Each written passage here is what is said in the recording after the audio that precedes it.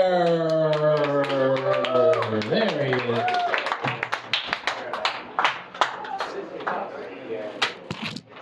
Boy, now that was an intro. Thank you.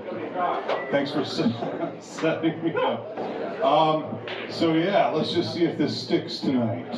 What I've got for y'all tonight is a rock and roll story, a very inspirational rock and roll story, and it's all true.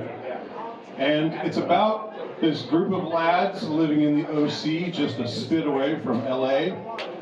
They grew up in the 70s and 80s, and they were into hard rock, you know, like Iron Maiden, Led Zeppelin, that kind of stuff. And in the 80s, you know, the hair metal scene was big, and they said, you know, we're strapping young lads now. Why don't we see if we can be rock stars? And so they started doing the hair metal thing. If you don't remember, or if you've never seen the documentaries, the hair metal thing was you wore spandex lingerie, right, and eyeshadow, and you teased your hair, but you were really macho, even though you looked like girls, basically. And you sang, you know, guitar-driven music, hard, loud music, yeah, headbanging music. And so they decided they were going to be in a band. They were going to form their own band. This is all true, and they decided to call themselves Razzle.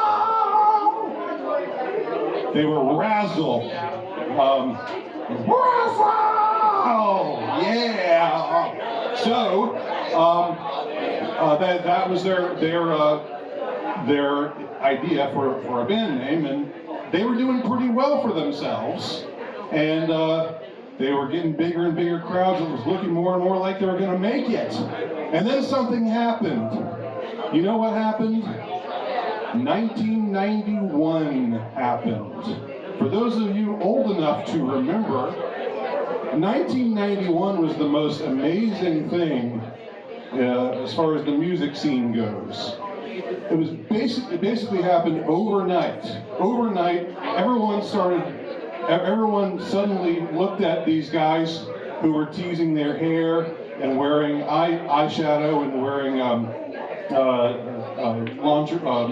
spandex lingerie, and they said, "This is ridiculous. We don't want any more of this." And so hair metal was gone. It was all gone. And the guys, these poor guys who were in Razzle, suddenly they found themselves without an audience. And they said, "What are we going to do now?" I know. Let's change with the times. Yeah.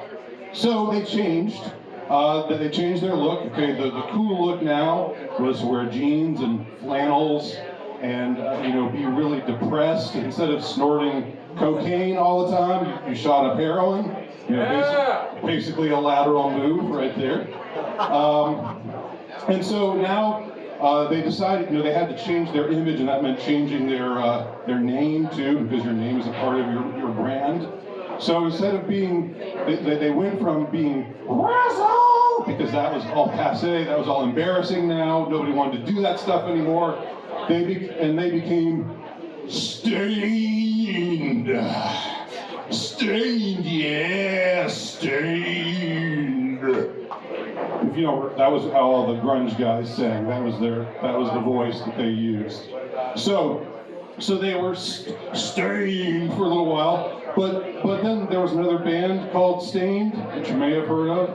That sort of threw a spinner in the mix, but also soon grunge also went the way of the dodo, and suddenly people weren't wearing flannels and looking depressed and shooting up heroin anymore. Well, maybe they were still shooting up heroin, I don't know.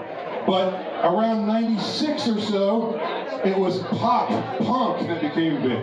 All right, so it was like punk. It had the rebellious veneer of punk, but it also had harmonies and stuff. It was so it was catchy and had hooks.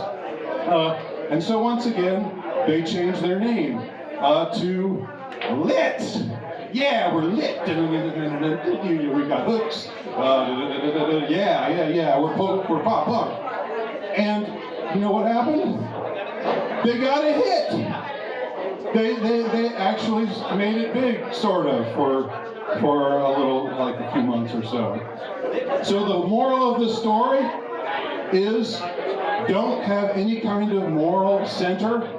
Just change with the times, all right? Whenever the trends change, just change with them, and eventually you'll succeed.